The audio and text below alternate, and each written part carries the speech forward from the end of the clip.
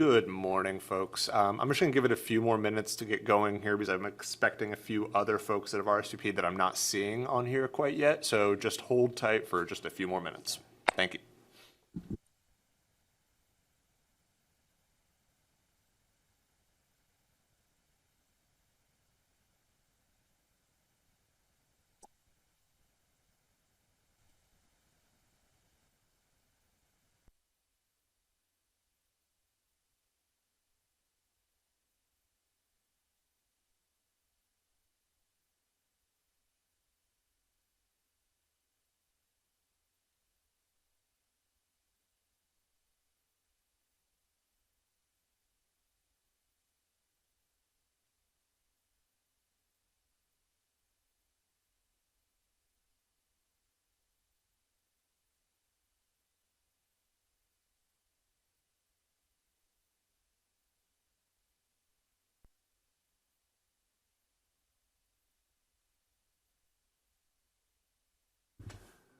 Okay.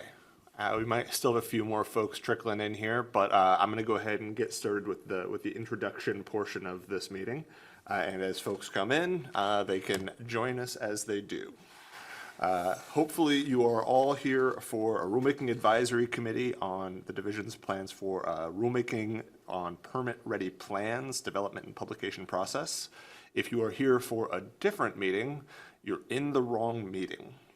The purpose of this rulemaking advisory committee is to assist the Building Codes Division to create a process in rule to develop and publish permit-ready plans that will be available for use by the public. Permit-ready plans are plans that have been created and made available for the public by the division.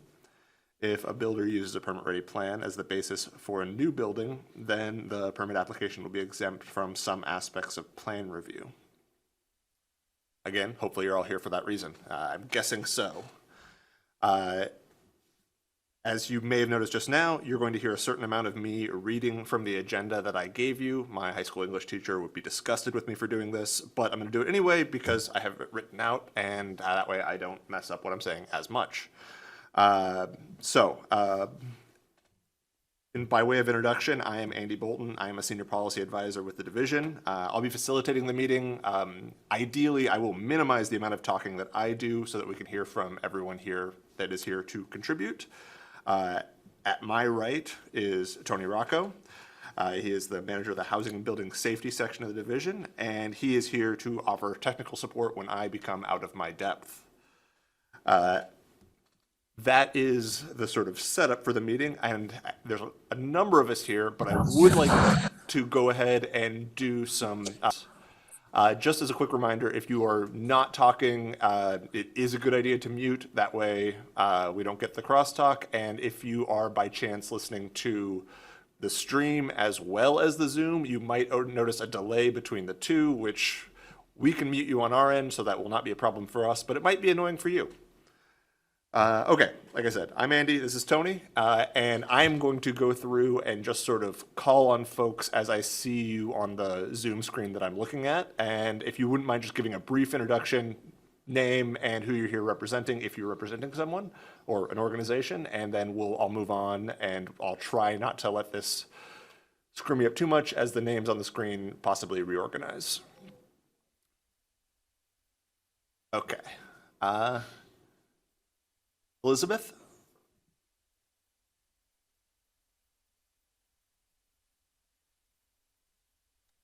Good morning. I'm with the City of Brownsville, Elizabeth Coleman. I just came across this rulemaking and wanted to get a little more information on what's happening today. Great. Thanks, Elizabeth. Brenda?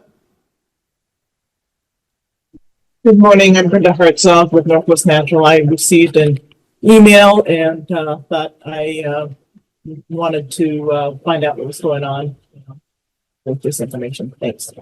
Thanks, Brenda. Johnathan Balkema? Hi, Johnathan Balkema, building official with the City of Albany. Thanks, Jonathan. Okay, I'm going to apologize in advance. I'm not even, I'm hoping this is maybe this is an amalgamation of a couple of names, but RMALEKZ, thank you. City of Portland have plans, is that? Thank you. Tanya Wuertz. Yes, hi, I'm Tanya Wuertz with Codebird Consulting, and I'm a building and fire code consultant, and I'm just curious about what this process is as well, like everyone else seems to be so far. Thank you. Joe Howard. Hi, Joe Howard, City of Redmond, Assistant Building Official. We have a lot of interest in ready build plans in this area, and I would be in favor of some residential plans to get added to that mix. Thank you, Joe. A. Brown. Alan Brown, building official for Klamath County. Yeah, this is pretty close to home too. Here we have a lot of interest in these ready built plans as well, and curious to see the outcome of this meeting. Thank you. Jason Olson. I'm Jason Olson. I'm the building official for Coos County, and like most other rural jurisdictions, we use the ready build plans a lot. So I'm hoping that we could get some new ones and updated ones up on the website so our constituents can use them. Thank you. John Rodriguez. John Rodriguez, Lincoln County building official. I'm just interested on these ready built plans also, just like everyone else. Thanks. Brock Nation. Hey everybody, Rock Nation. I'm the policy director at Oregon Realtors. Thank you. Adele. Hello, Adele, Schaffeld, Malheur County, and representing all the Eastern Oregon building officials. I'm thankful, and I'm sure BCD will be thankful that I'll stop asking when we're going to get updated ready-built plans that we've been asking for, I know I have the last 5 years. So thank you guys for doing this. This is critical to all of us in the state, so thank you. Thank you. Mike D. Yeah, Mike Roia, City of St. Helens building official. And I'm just interested in the conversation and where it goes. Thank you. Thank you. Natalie Didion. Hello, Natalie Didion with the City of Portland, and like Adele, thank you for getting this happening. Thank you. Jason Yates. Hi, Jason Yike, the planning manager at the City of Corvallis, just listening and learning today. Thanks. Thank you. Jose Fernandez. Yeah, Jose Fernandez, City of Borman, building inspector. I'm just interested in the topic. Thank you. Ruby? Sorry, no one can hear you otherwise. You have to turn it on there too. Yeah. Yeah. I'm Rebai Tamerhoulet. I am the building code director and training for Oregon HomeBuilders. Thank you. Okay, that's everyone I see, unless I missed someone that joined during this. So if you have not introduced yourself, please do so now.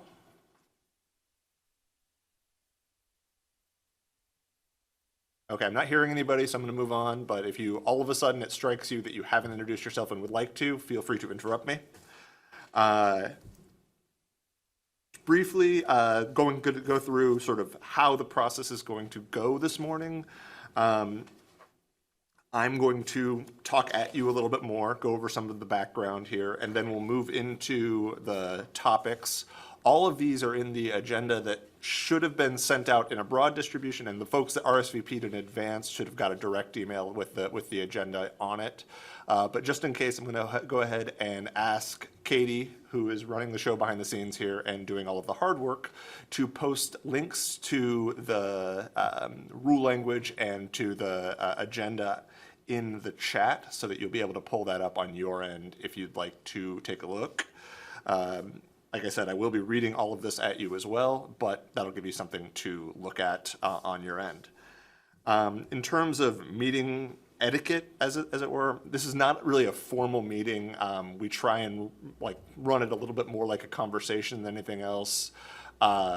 If it seems like it is getting too thick with crosstalk, I might try and enforce some sort of a hand-raising policy so that we can just organize things. But we do want to hear from everyone. So the goal is not to stifle anyone, but if it gets too hard to make out what anyone in particular is saying, we may move to some sort of a hand raising, getting called on situation. But for right now, until it proves not to be successful, feel free to just jump in and talk when you see an opening in the conversation, and I'll let you know if we need to move away from that. Okay, before I move on to the background section, I feel like I've seen a few more windows jump onto my screen. We've already done introductions if you're joining, but if you haven't, if you're joining now and you'd like to introduce yourself and just who you represent, I would love to hear from you.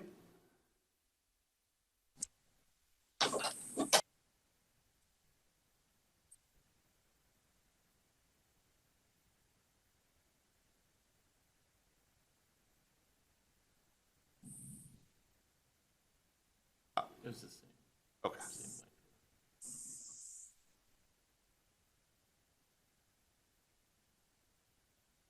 Okay, I'm not hearing anybody coming on introductions. I'm going to ask folks to introduce themselves. Since we have so many people, when you're giving a comment, if you wouldn't mind just reminding us of your name, that'll help us out on our end. But as it is, I'm going to go ahead and move into a little bit of background before we get started on the various topics. And then it'll be mostly up to you all to give your opinions on things. And I will do my best to pry it out of you if you don't feel like talking. Okay, some background. Oregon Revised Statute 455.062 allows the division to provide typical drawings and specifications for certain structures, known as permit-ready plans. The only structures that are eligible to use permit-ready plans are structures specifically exempted from both the laws governing the practice of architecture and the laws requiring engineering registration. And these are Oregon Revised Statute Chapters 671 and 672, respectively. House Bill 1537 in 2024 refers to the development of best practices for these plans. These rules are needed to create clarity for the division's permit-ready plan program to clarify the scope and intent of the plans and create a process for development and maintenance of the plans. Currently, the permit-ready plan program has been limited to a small number of building types and has seen limited usage. The division intends to utilize the new process to expand the number of building types, including expand the number of building types, including permit-ready plans, for some simple detached one-family residential building types. The division welcomes any feedback from the committee on the best way to do this. To facilitate the discussion, the division has prepared the following topics for discussion. And I'm going to start getting into those in just a second. I'm going to check once more, see if anybody wants to introduce themselves if they haven't already. And if anybody has any questions about process for the meeting before we get started. Okay, seeing none, feel free to jump in if you'd like. I'm going to go ahead and get right off started with topic number 1. What steps can the division take in developing and implementing this new process that will facilitate the use of permit-ready plans by owners and builders? It is the division's intention that any permit-ready plans that are developed and published through this process will be used by owners and builders.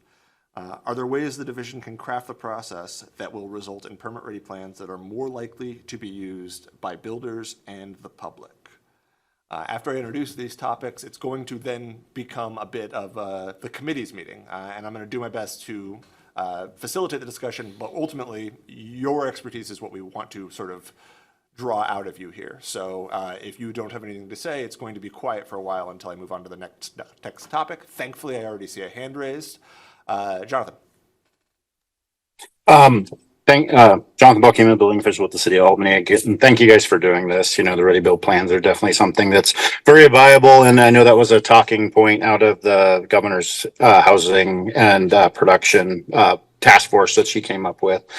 So it's great that you guys are going to do that. One, I guess just to start off, I guess not necessarily concerned, but one thing you might want to revisit is the name. Is the name appropriate? Because it may be disingenuous, because it may work for building code, but it may not work for land use and stuff. So saying it's permit ready may give people the indication that they can just submit them to a jurisdiction and they're automatically going to get approved. Where from a building code standpoint, yes, they may not meet land use elements and those sorts of things. So that might be something to consider as you guys are going forward.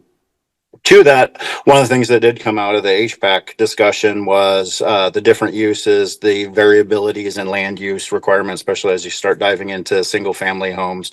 And one of the discussion points was to basically through DLCD and maybe Tony's new role as part of the HAPO is to poll the jurisdictions to try to get an idea of what especially facade requirements are for land use, so we can make sure that any ready build plans that you guys do develop have the majority of the jurisdictions taken care of to meet their pedestrian oriented designs or their facade designs. So that way there's less likely need for options or local adjustments to make them work, just so that way they're a little more viable.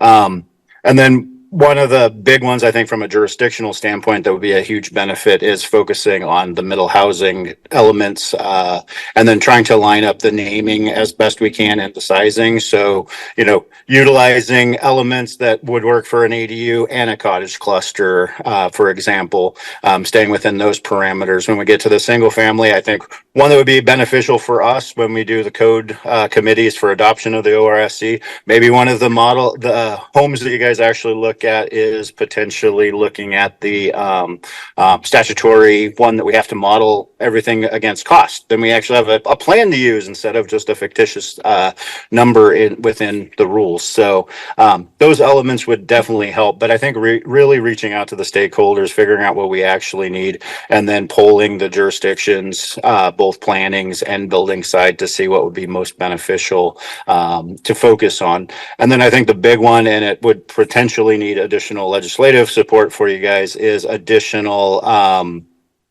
funding to actually have a staff member that maybe can assist Tony's group that has just drafting skills. So that way we're not relying on facilities engineer to update most of these plans or taking away from the other technical and advisory things. Because that was one of the big elements that we saw with the last ready build plans, was there wasn't enough staff time to keep them updated each code cycle.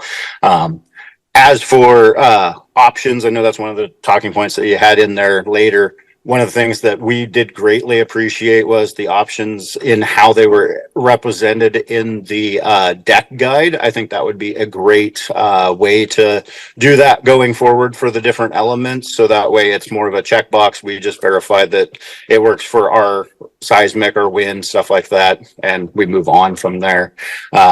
In that context, I know as a state ready build plan, we have to deal with a lot of requirements based on jurisdictional requirements. So it may be wise to design around like a D1 and then have addendums that go up or down depending on the situation, since the majority of the construction areas are more in the O and D1 zones. That's it for now. I do have to leave early, so I will probably fall off of the conversation. Thanks, Johnathan. And we will be getting into, I believe it's topic 4, a little bit more on the consultation process between the division during the development of the plans and local jurisdictions to make sure that we're looping them in. But I don't want to jump around too much. And Natalie.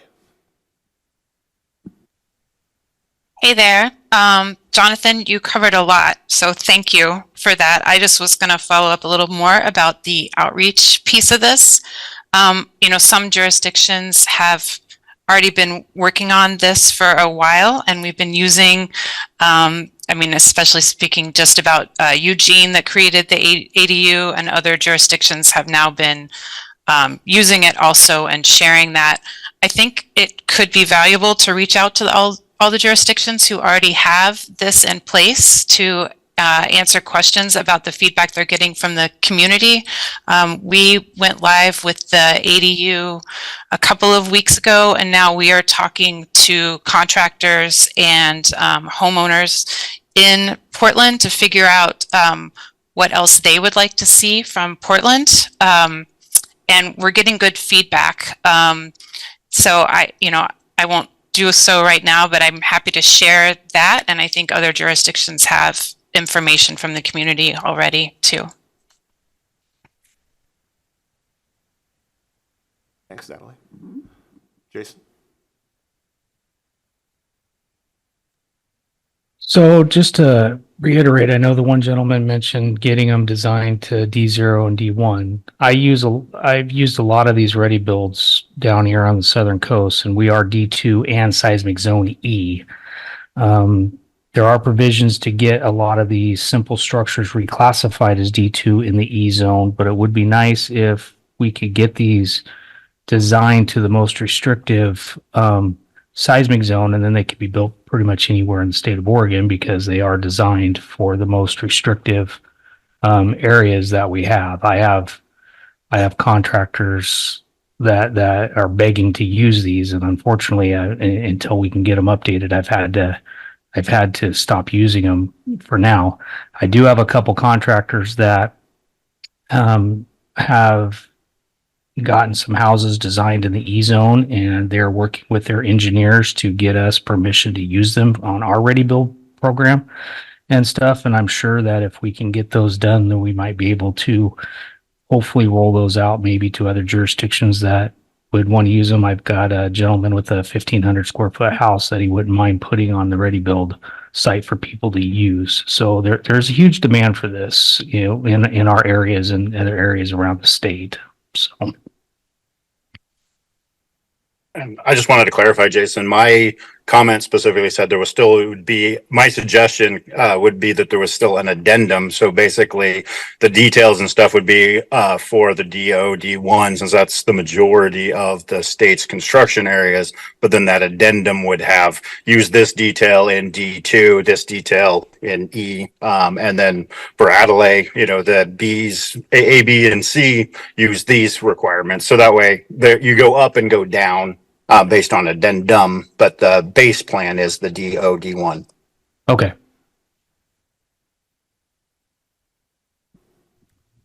Thank you. Brock? Yeah, and I'll keep it pretty high level here, just because I'm not super knowledgeable about local zoning processes, but I think just bringing builders into the process for the development of these at some point, just to see, do a gut check. Hey, does it look like this is going to pencil? It's great to have the plans ready, but whether they're a market rate developer or a nonprofit developer, if they can't make the project pencil, it's not going to be utilized. So just at some point in the process, and I don't know where the right step in that is, but at some point, bring builders in, just to do a feasibility check on whether or not the projects would pencil. Thank you. I'm not seeing any hands. Any other thoughts on steps division could take in developing and implementing this process? Ruby. Oh, sorry, we got Ruby in the room.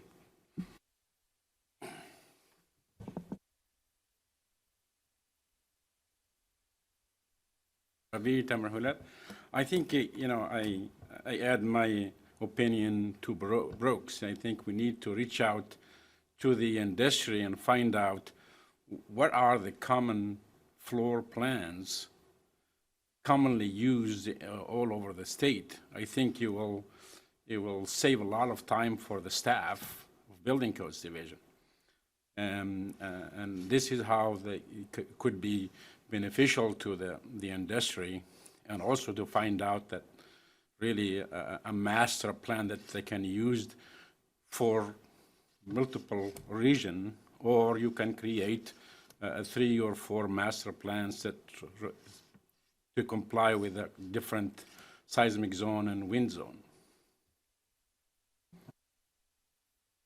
Thank you. Adele?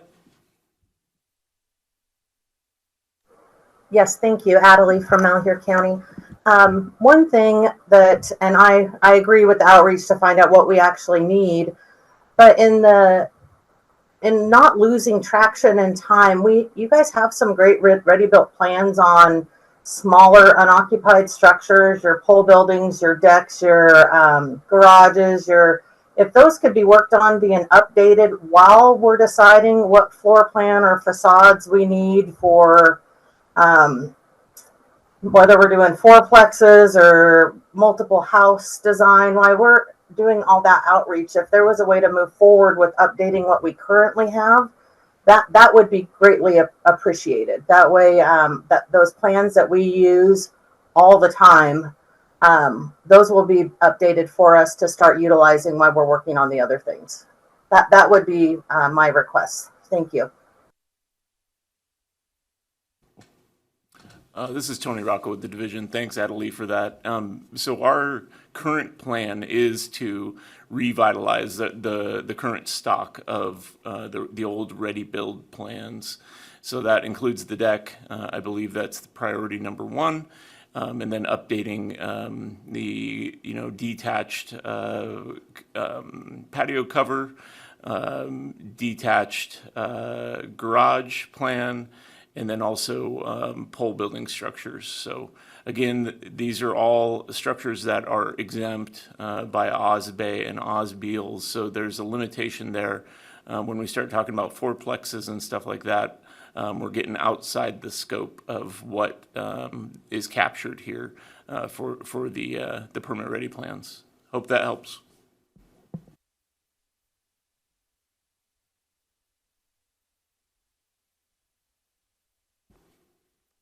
Thanks, Tony. Anyone else? I'm not seeing any hands yet.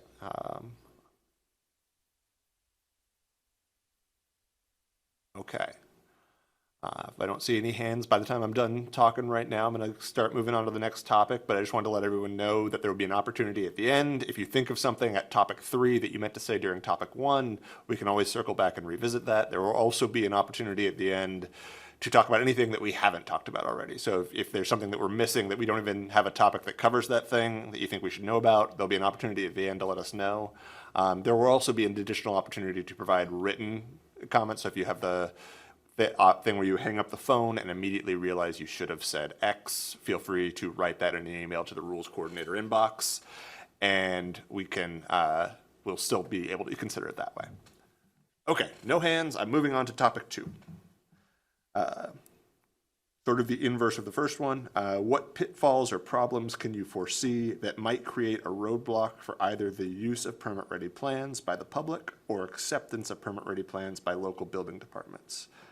The end result of this process should be the development and publication of plans that can be used by owners and builders in most, if not all, areas of Oregon. The division would particularly be interested in the committee's thoughts on any obstacles that could prevent widespread use of the plans. Additionally, the division would be interested in any ways that implementing this new process could create a hardship for local building departments.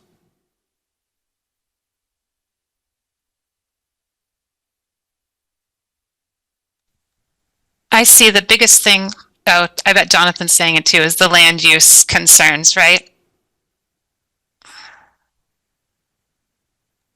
Correct. I think that's going to be the biggest barrier once we get out of accessory structures, and even accessory structures to a point, because like our jurisdiction, if you go over a certain size, certain height, you have to do a site plan review for land use. But the biggest barrier is going to end up being land use, making sure it meets all the different requirements that vary throughout the state so heavily. Then I think the second barrier that we're going to see really is going to be not necessarily on a jurisdictional standpoint, because when you guys give us stuff, generally we have to accept it, is going to be more people like options, and especially as we dive into housing, people are going to want different options. So how many options are you guys going to allow when you develop the ready build plans? How much flexibility is the building department's going to have? That's where you might get some pushback in the concept of, I may allow options. My county that's across the street from me may say no options, or vice versa. So I think that's where we're going to have a lot more barriers, which could cause the concept to fail if it's not a good statewide approach. Thank you. Natalie? I would second that also about allowance for options. I see right now that it says there can be no changes for permit ready plans. Those are the first questions we are getting about what we're providing now. And so I think it should be figured out how options could be allowed. And we just still have to do some review at the local level. Thank you. Okay, for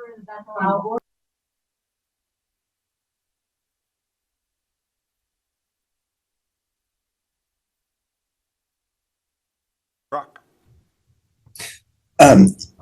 So as far as roadblocks, right? To make sure the plans are widely used, just looking at the draft rules, I wonder if it would make sense to add a sub A under section 4 of Rule 0515 that would basically, read I have some draft language that I'll put in the chat for you, but reads along the effect of like, if these plans are put out, local building departments review them and they find something that's in conflict, the jurisdiction will either, take a look at the plans and see if they can make a change to their local building code that would make that plan compliant, or maybe submit a slightly modified version of the plan back to BCD for approval for use. So just kind of ensuring that if there are like really, kind of smaller technical barriers in building code policy that might make them not usable in a certain area, that we can do something to address that. I know that might be a capacity issue. So just stating that that's something that we want to consider as well, but I can put some draft language in the chat for you. Thank you. Tanya. Yes, hi. I wanted to understand, I guess, all of the pros of this process. So what I'm seeing is that maybe it saves on design time, design fees, and then also saves time in the review process. Is there also a savings in terms of fees for the permit as well? Or is it really just the time savings for the permit? And any other pros that I'm sort of missing on this? So I can chime in from a jurisdictional standpoint. So for us, it would be a money savings for the customer because unless different directions from BCD, these I would treat basically like what we have internal master plan review process. So it'd be similar to that, where we offer a discount on our plan reviews because we're really just looking at the site specific, dealing with the processing aspect of the paperwork and stuff like that. So it would be a discounted rate for a building plan review aspect that still pay the normal land use stuff because they're doing their full review. But it would also potentially allow for us to have a separate timeline tracked because the building side sadly does usually take up the longer review time window. So if it's a plan we've already reviewed, much like we do with our master plans, you wouldn't have to look as in depth. So likely we can do more of it a concurrent review with the other departments. Okay, thank you. And that mirrors what the intent on the rules are, is that it would be exempting you from certain plan review requirements, and you would not be paying the fees that go with those processes that the customer would be exempt from.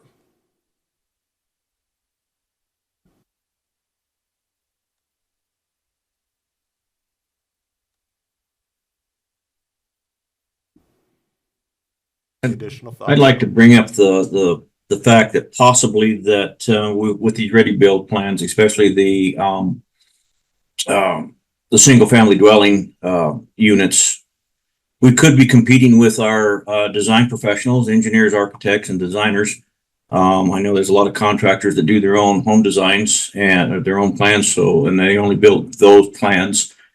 The other thing is that, well, I guess I'll just, I guess the other thing is that everybody always wants to change something on the plans or whatever. So as soon as you get something hard and set or whatever, it seems that, the first thing they want to do on a house plan is change things. And so, you guys are kind of hitting the topic right now, what are we going to do for options and addendums and things like that? Well, I think you need to keep it pretty packaged up, don't allow too much deviations from these things. And those are a couple of my talking points.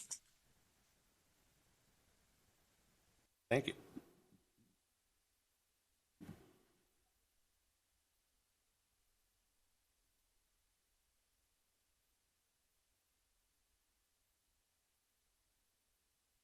Any additional thoughts on possible roadblocks, obstacles to sort of the adoption of plans by the public and builders or hurdles for local building departments.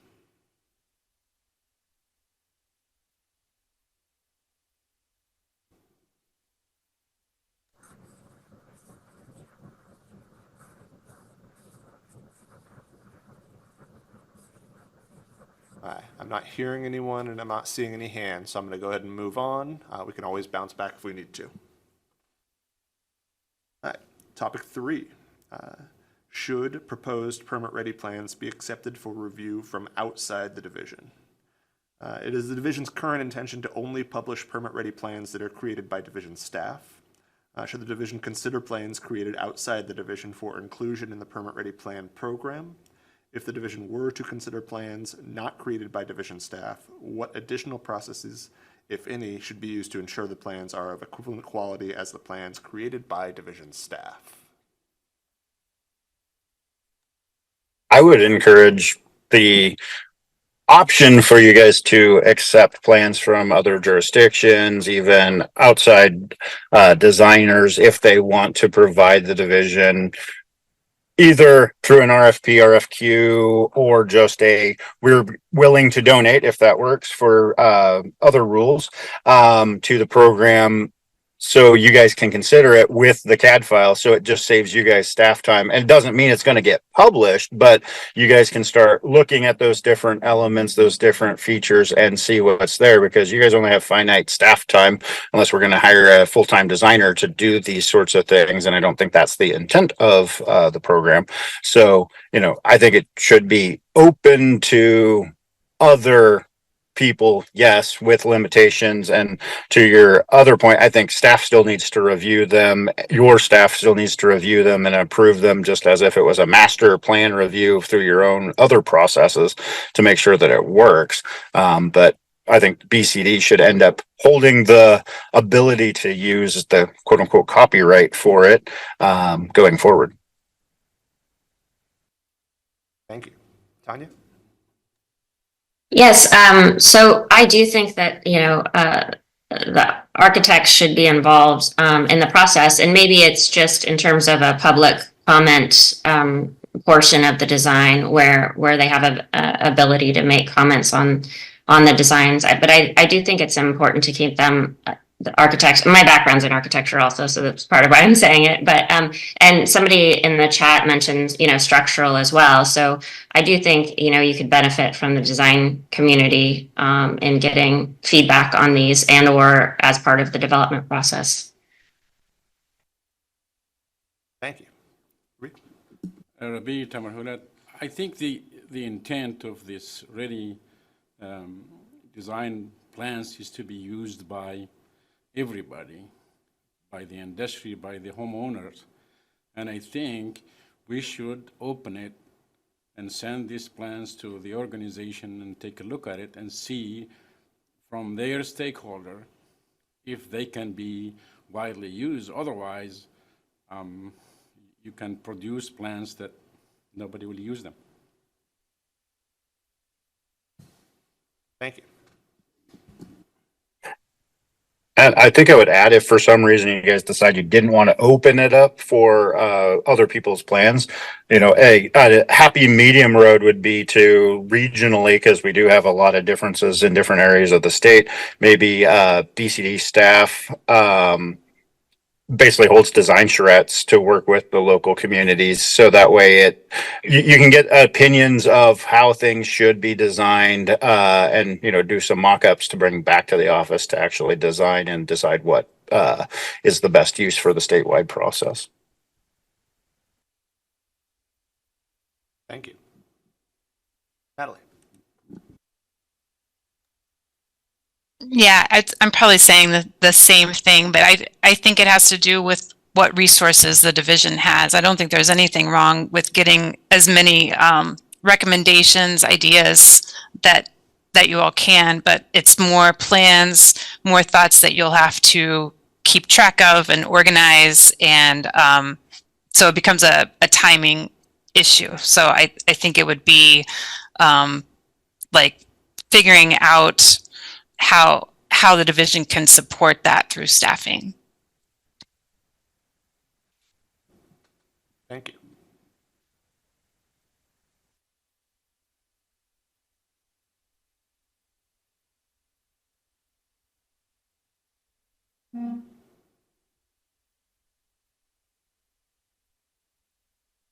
Any additional thoughts on plans from outside the division? Yep. Just in terms of, say, partnering with local designers, is there a chance there could be something set up in the way of a localized master plan that works with design standards? Like for those of us on the east side of the mountains that don't have to worry about the ground shaking too much. Is that an option? Thanks for that comment, Joe. This is Tony Rocco with the division. So yes, you already have that authority.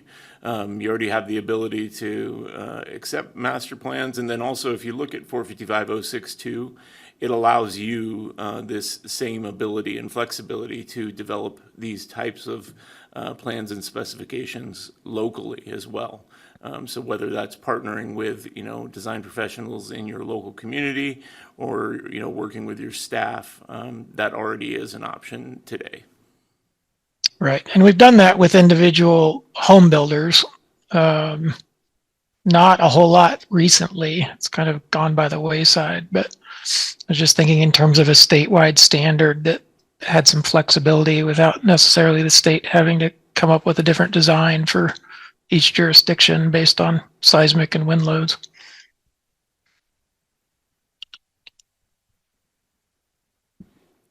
Thank you.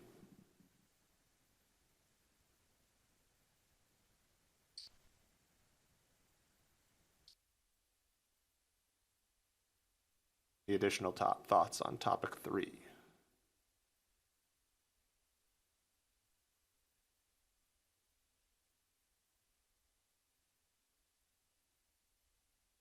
Okay, seeing none. Move on to 4 here. And we've touched on a little bit of this already, but topic 4 is how best can the division engage with local building departments to learn the local needs that may impact the usefulness and usability of permit-ready plans. The division understands that different local areas of the state have different needs, that a building that works in one area of the state may not work in another area. For this reason, an important part of the permit-ready plan development process will be collecting and considering feedback from local building department staff. Currently, the division envisions providing access to the plans to local building department staff for 30 days prior to publication to allow local staff the opportunity to alert the division of any local needs that may complicate the use of the proposed plan. The division welcomes any thoughts from the committee on the best way to engage with local building department staff to ensure that the plans are available in the broadest possible areas of the state. Any thoughts on how best we can go about with this?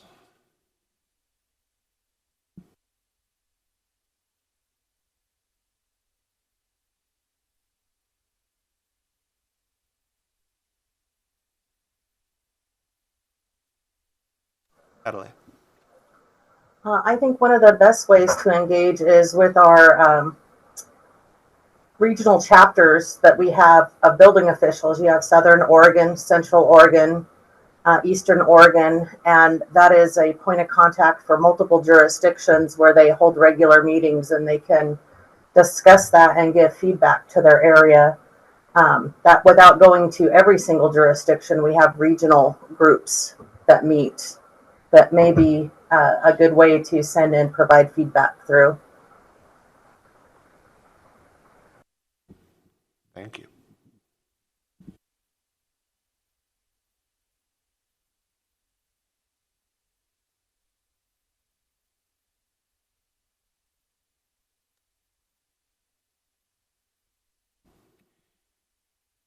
I like that idea as well, but I also like the polling idea that, maybe BCD sends out a poll to the jurisdictions, and you do just poll us and find out what we're trying to achieve here. I'm still trying to wrap my head around what is our target audience or whatever. What is our target, customers here? Is it homeowners? Is it builders? Is it developers, or a combination of all of them, or what? So, I think we maybe define, our target, and then some of these other questions can be answered.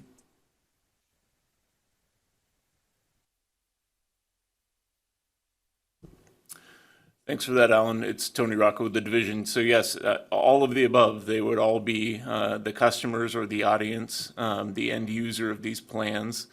And again, our plan is to start with the stock of plans which were already available, long available on our division's webpage for use throughout the state.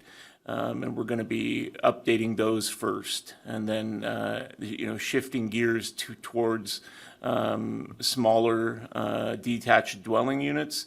Approximately, we anticipate at this time, just a forecasted date, sometime in 2025. So again, we're going to be focusing our efforts just on updating the deck plan, the freestanding porch cover, the garage, and things of that nature first.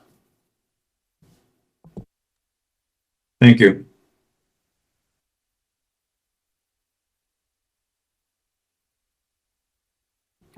Natalie.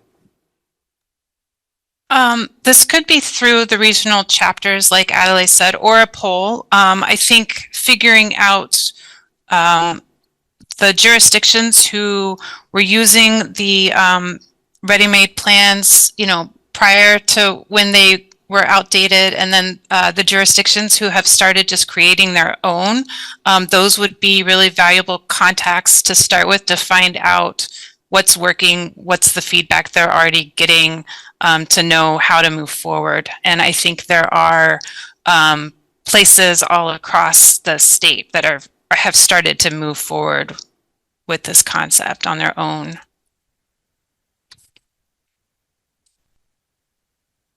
Thank you.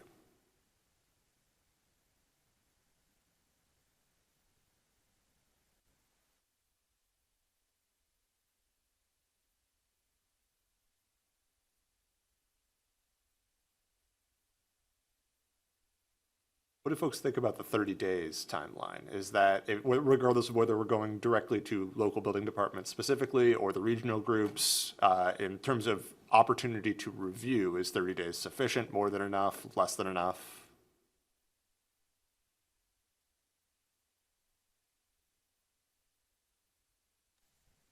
I think it's 30 days seems reasonable. I really like just hearing right now what the plan is about, that you're starting with the 4 plans, bringing those back and then moving forward. So just notification, even, months in advance that this is the long-term plan. And then figuring out, the direct points of contact to be sharing that info with, which may be other than the building official.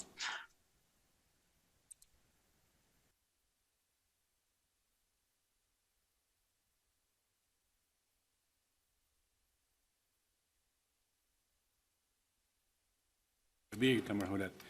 I'm just, I would like to ask the Building Codes Division staff about the master plans. And at their home, we used to have a master plans. And what are, the successful path they did, or what are the problems? So why is the master plan for their home still in use or not? Thanks, Ruby. This is Tony with the division. I'm not sure that they ever updated it to current code, but again, the master plan program is a statute that's always available, and that's separate from this statute. And that's where any customer can bring a design to be located in one or more places throughout the state and have the division conduct the plan review services and then partner with the local government to do the actual permit and inspections. So that statutory path still exists today, but this is just under the 062 path of designing, permit-ready plans separately. But the purpose, is it the purpose the same? The ready plan is almost the same as a master plan. And you just have, we have to look at the history about the master plan and the benefit of it and the problems they had before, I think we can find out some solution there.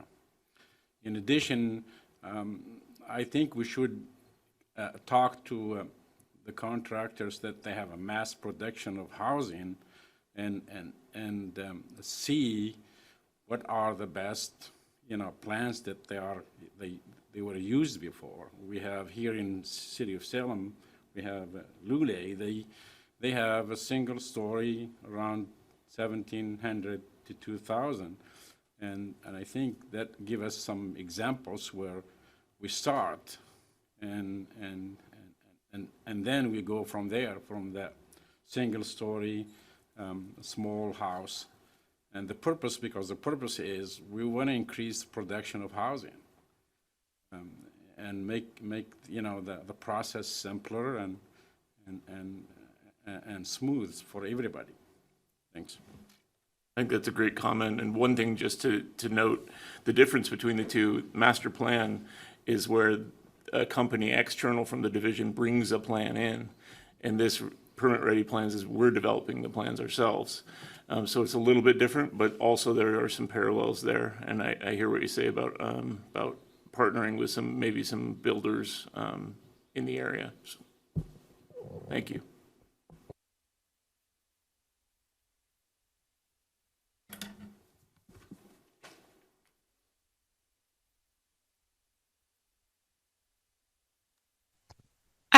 I agree, and I'm curious how many master plans other jurisdictions are seeing. In Portland, they don't happen anymore. We don't see them. It's still available as an option. You can find information about it, but we don't see them. I'm curious, like, what's going on with other jurisdictions, if someone can speak up, because there definitely are parallels.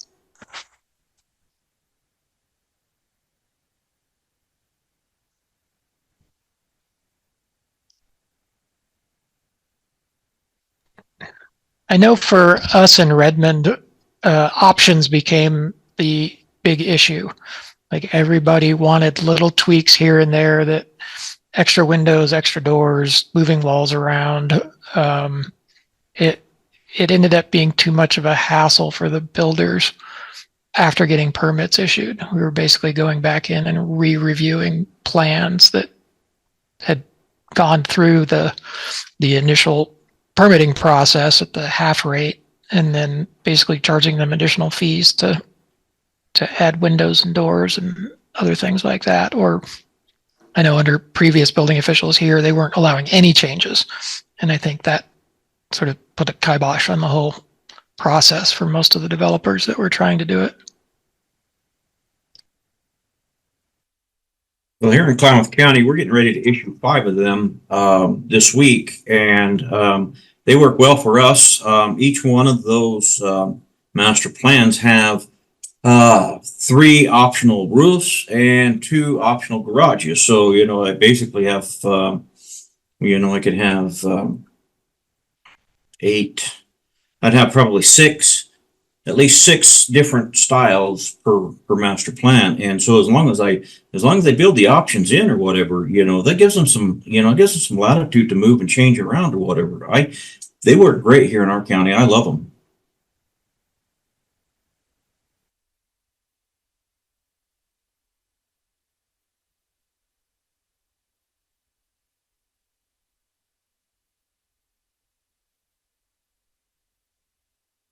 Any other thoughts on the best way to consult on the development of the permit-ready plans?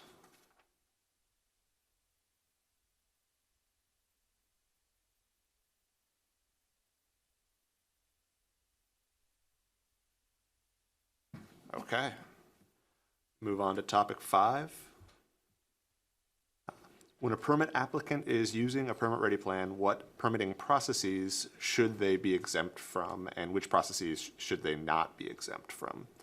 When a permit application uses a permit-ready plan, the current proposed rules exempt the application from plan review for elements that are included in the plan, but would still require the application to go through review and inspection for all other elements not included in the plan, as well as all normal permit application processes.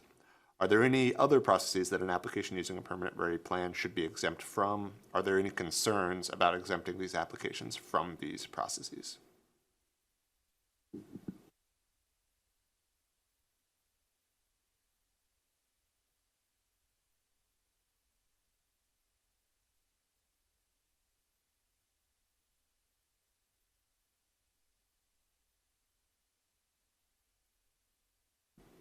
All right, we nailed it. No notes.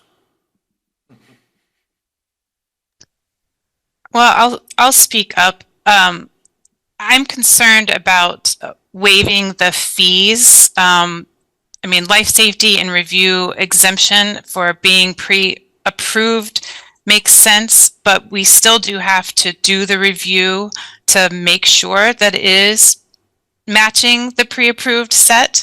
And the plan review fees do cover the permit setup. And then also, like, we are allowing options for what we're doing now, and so we need to be checking if someone is doing options, and I think that time should be paid for with plan review.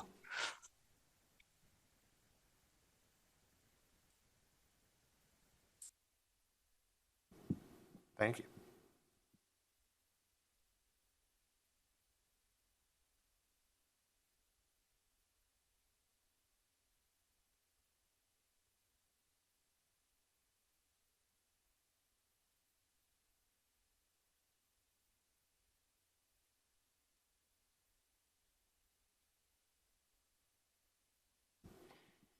Adele? Yes, Adele, Malheur County. The same issue that Natalie brought up was brought up recently at an Eastern Oregon building officials meeting. Warren had presented on the ready-built plans, and there were some smaller jurisdictions that were really concerned about. They still have to do some review, but that the loss of the revenue for departments that are already losing revenue, they'd like to be able to at least recoup some of their cost on the site review or different things that they have to do. So the revenue was a concern for smaller jurisdictions. Thank you. I think Johnathan nailed it right there. Just you address it just like you would a master permit, and charge the percentage, the reduced percentage, for a master permit plan review, because you're only reviewing the site, site specific things, because the plans themselves have been vetted out. So I think he nailed it on that.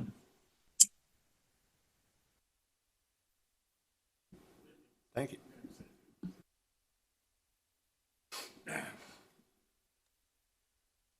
I just want to throw one thing out just from my personal experience with BCD and the ready build plans.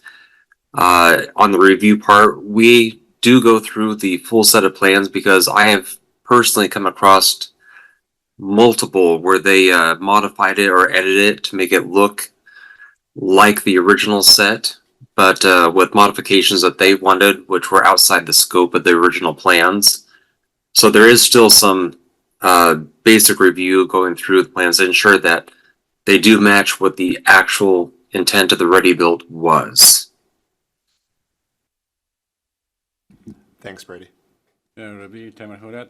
I think if you waive the plan review, is a loss of revenue to the local building department.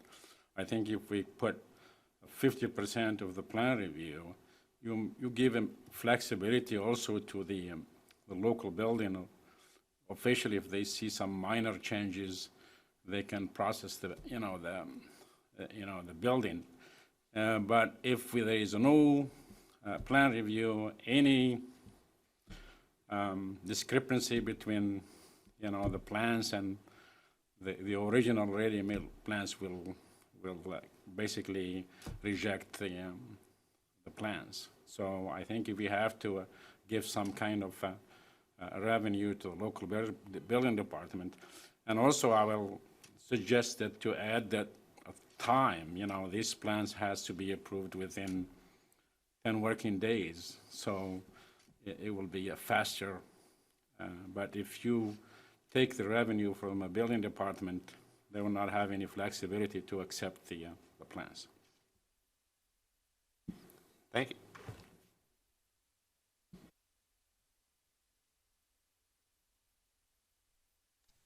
I would just add one issue that comes up with reviewing these, and it's, you know, especially on smaller sites in Portland, is when you're getting close to the property lines and may need to be requiring fire separation and rating, like that is something that we would want to be able to provide flexibility, but we would also need to review for it, which we only can do when we're getting the site plan. That is still required.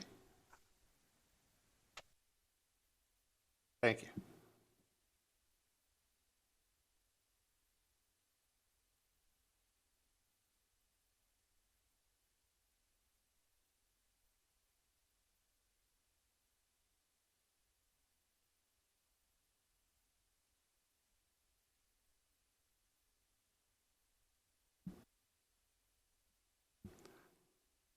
I'm not seeing anybody else jumping in or hearing anybody else jumping in.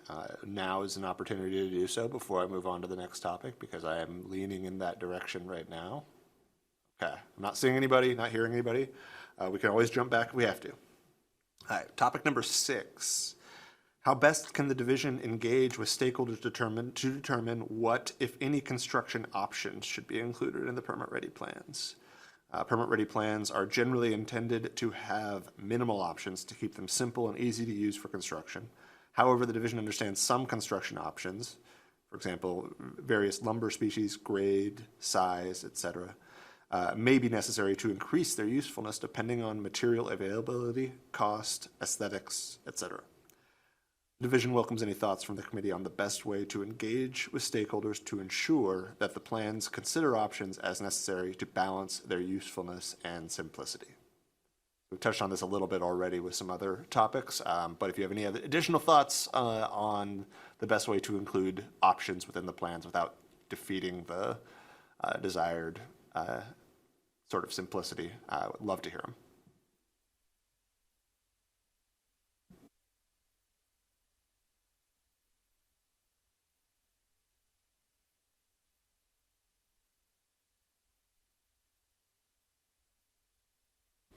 Tanya. Yes, you know, anything that you do for options is probably going to complicate it to some degree, but it does seem like there might be an opportunity to sort of do a base design that has ranges for things. For example, you know, if you're 5 feet from the property line, it's not rated, and if it's closer, then it is rated. So, you know, you don't want to rewrite the building code on the plans, but just maybe giving a range to incorporate some options into one plan.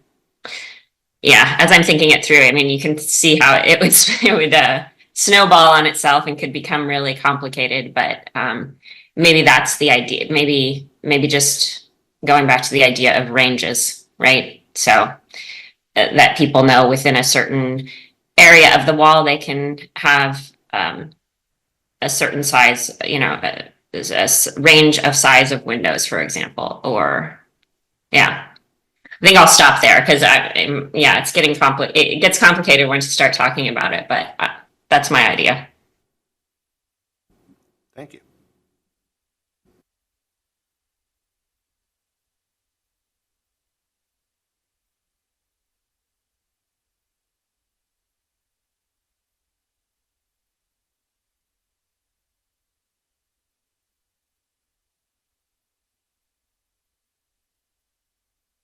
Yes.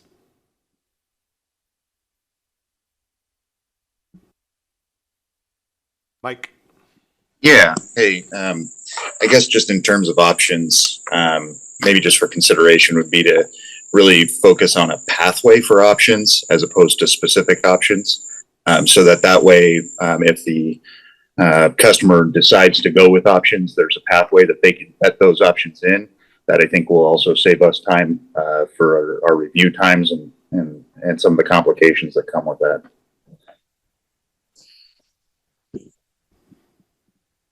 Thank you.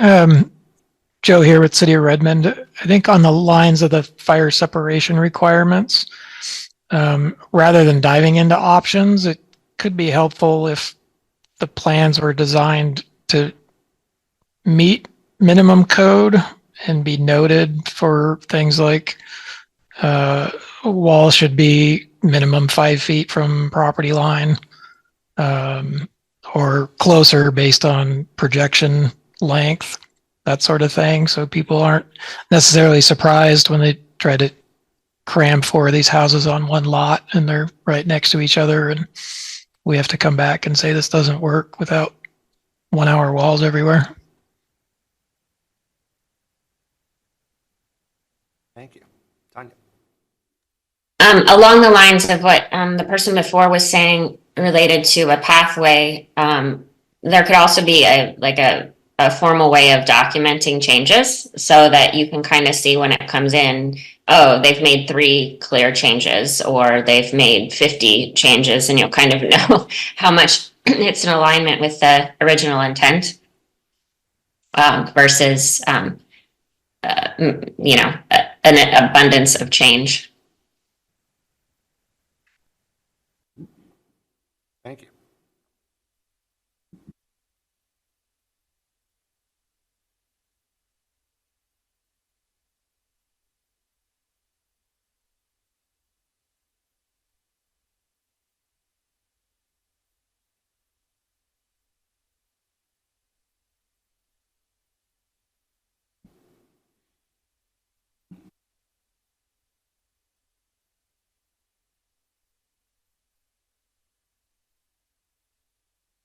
Rebai, Tamerhoulet, still a question to BCD staff.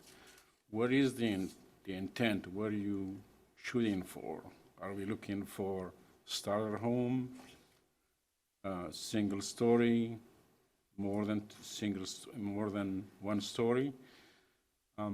Because it's going to be very, very difficult to cover all the options.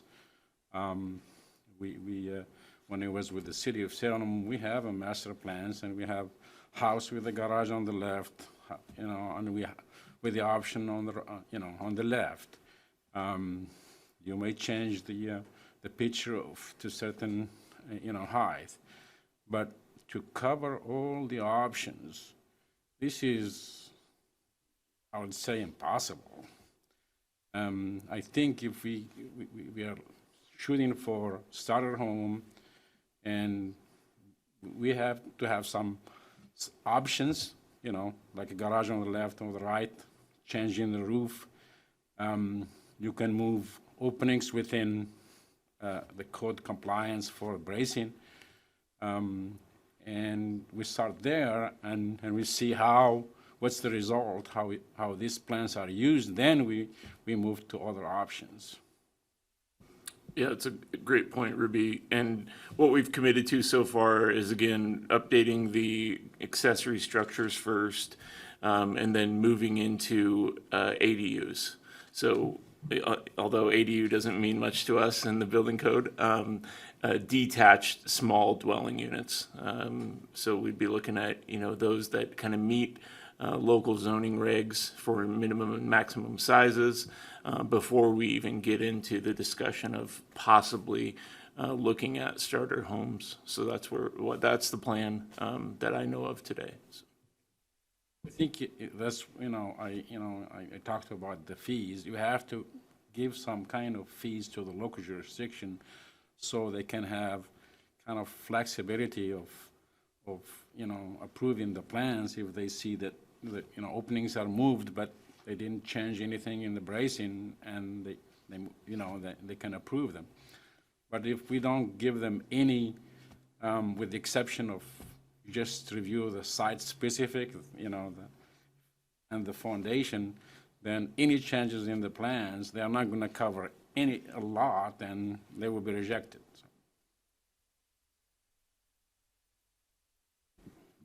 Thank you. Natalie.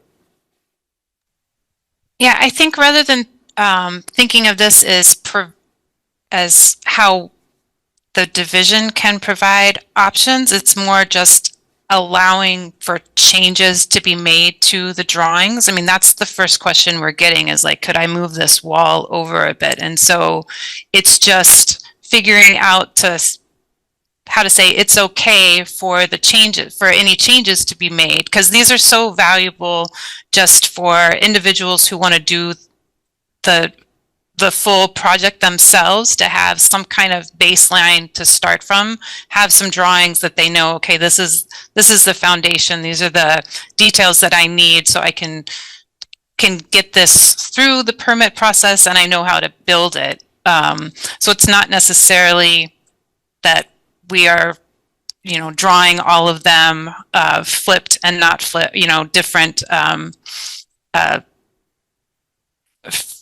roof materials, or it's just like allowing for changes. It's just that it will go into plan review and be charged the full fees because it is changed.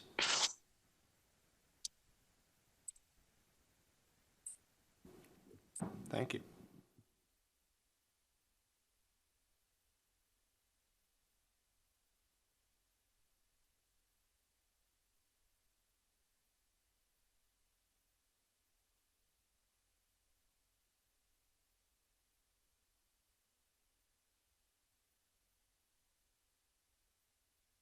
Any additional thoughts on options with the permit ready plans?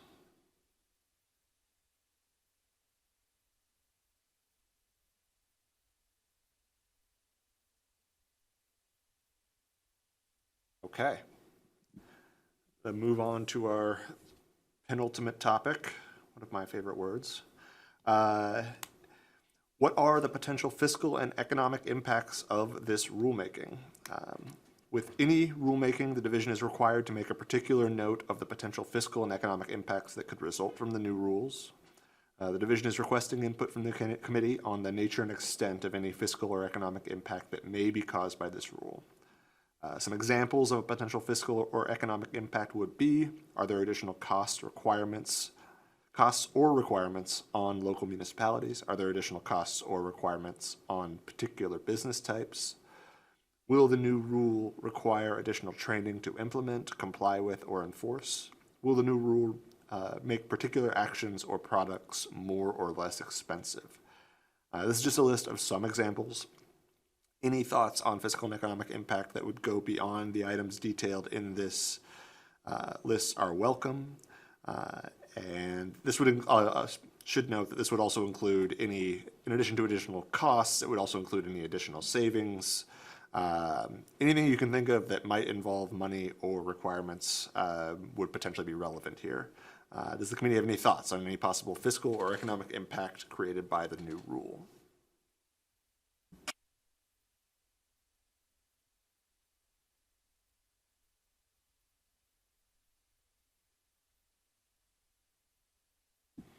Tanya.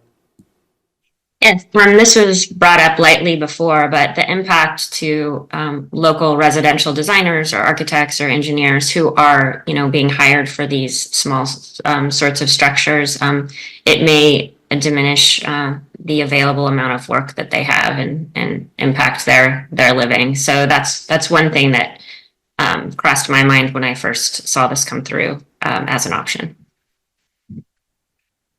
Thank you.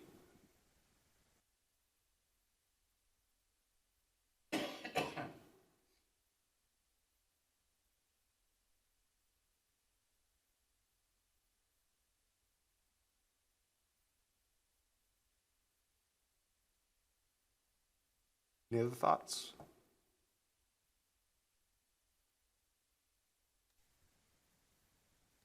There is the cost savings to the homeowners who do not have to pay for the designer's fees. So just the front end cost of having to work or getting to work with a designer. How about that? Thank you. And not only that, the cost to the people that's building or whatever, it's a savings to us jurisdictions as well, because we're not really plan reviewing it. We're not tying up our plans examiners a lot on these things. They're in and out, and they're just they're an easy, they're an easy permitting system. So it's a good cost savings for us jurisdictions. I like Ready Build. Thank you.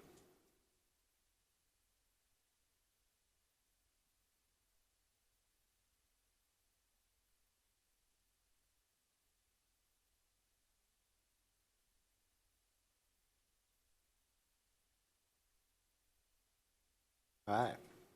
Seeing nor hearing any other thoughts, I'm going to move on to our last topic, and after which you'll have an opportunity to jump in with anything else that you may have thought of along the way.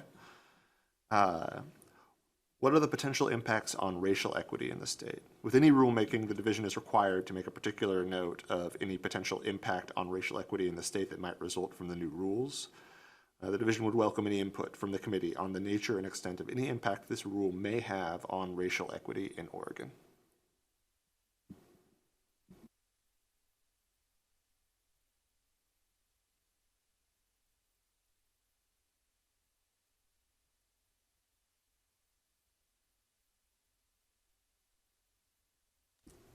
Rock. Yeah, I mean, and particularly if, a lot of the permit ready plan options support home ownership, I think that's a net benefit for racial equity in the state. We know that's somewhere where, white communities tend to have much higher home ownership rates. And so the more home ownership products we can get out and get built is going to help close that gap, which also, in turn helps close racial wealth gaps. So I think as many ownership products as we can get in is a great way to help improve equity. Thanks, Brock. Natalie. Yeah, providing these plans provide more options to make it easier to add value to homeowners' property, focusing on our BIPOC communities who are being displaced in Portland. If they can add value to their properties by adding more units, making money, that is an improvement for our BIPOC community. In addition, providing equity for individuals with disabilities. I've been hearing about other plans that would be nice to have. So when someone does need to add a ramp to get into their home because they want to still live in their home, that is very beneficial, as well as trying to figure out even how to do some plans for like changes in structure, like single story, being able to widen a doorway, something like that does have an impact on those individuals.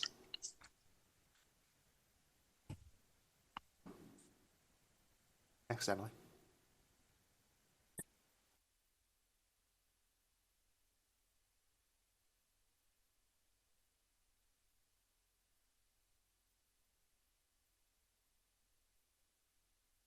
Any other thoughts on the impact on racial equity in the state?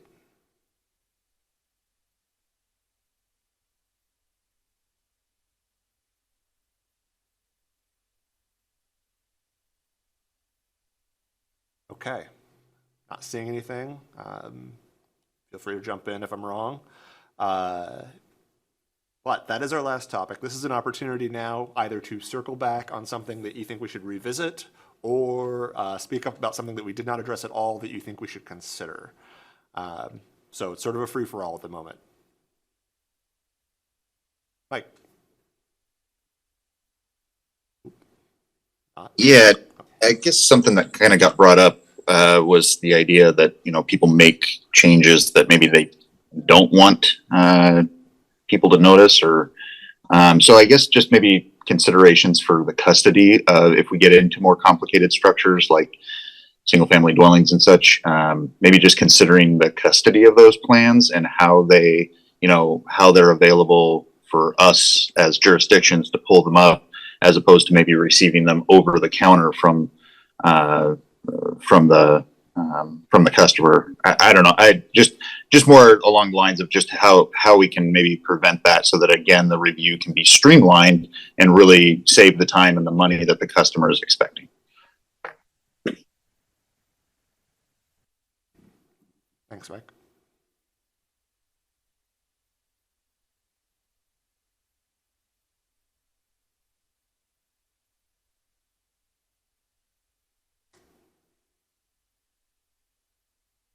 Any other thoughts? We're getting close to going once, going twice. So if you've been waiting, okay, Natalie. Sorry, I would like to know more about the plans, and maybe that's all we have right now, Tony, about, you know, the steps of bringing the four that we had, bringing those back and then moving towards like a new small residential unit. Because I do think it would be worth exploring just smaller projects that unfortunately do require a permit, and these are often individuals who do the work already and then end up in our compliance departments and are just it becomes a huge issue when really they did not do too much work, but it did require a building permit and it was not meeting straight code because they didn't know, didn't have the resources. So if there are plans that can be considered that are for even smaller scopes of work, I would like to know about that, and I'm very supportive of that. Thanks, Natalie. Currently, there's no plans for that, and as you know, it's very difficult to develop plans with unknown existing configurations and existing buildings. So these are all standalone designs. Most of them are detached, intentionally designed that way. But you definitely have the ability to develop those types of almost guides, you know, locally for the customers there in the city of Portland.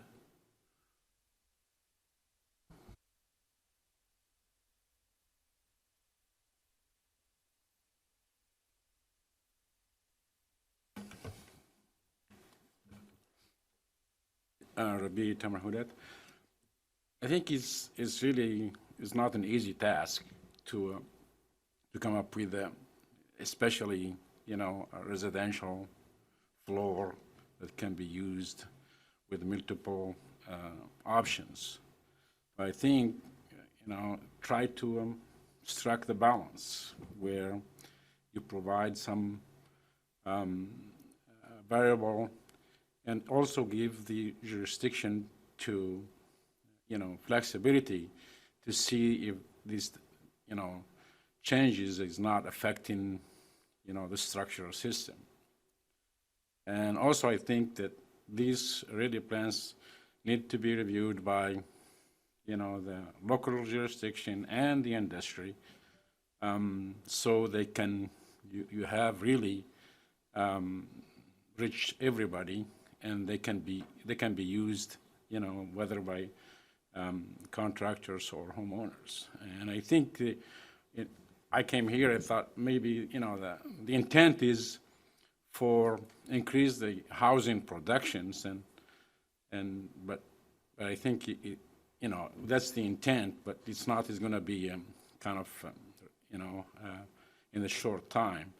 But I think you know, the best is look at, you know, and reach out to contractor. They have a mass productions of single story building, and see if you can get an idea what is the best starter as a really plan for dwellings. Thank you. Thank you.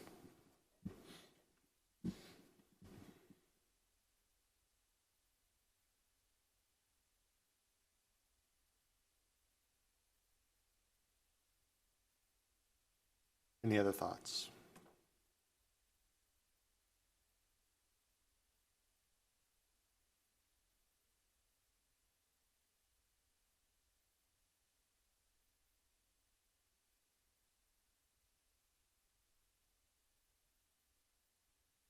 Okay, I'm gonna talk at you for a little bit longer here and then I'm gonna let you go. But if you think of something while I'm talking at you, please interrupt me. We would love to hear it. The next steps in the process are there's going to be a rulemaking hearing on the 18th of June. Unfortunately, I will not be there, but my associate Pierre will be sitting in and administering the meeting. So he will be there. If you have anything that you'd like to say, you are welcome to come and provide testimony at the hearing. Additionally, if you think of anything that you want to write in, you can send it to the rules coordinator inbox, the BCD email for the rules coordinator inbox, which is on the website. Sorry. And Katie's going to do me a favor and post it to the chat really quick so that you have that there and so that I can stop trying to say rules coordinator inbox. We'll be accepting testimony all the way through the hearing. So if you think of something in the next few weeks and you want to send it our way, please do. We'd love to see it. I really do thank everyone for showing up. It's always nice when we have a good crowd for these because we get lots of great feedback. Thanks again for everyone showing up. Thanks for providing all the feedback. And look forward to hearing anything you think of between now and the hearing. Thanks, everyone.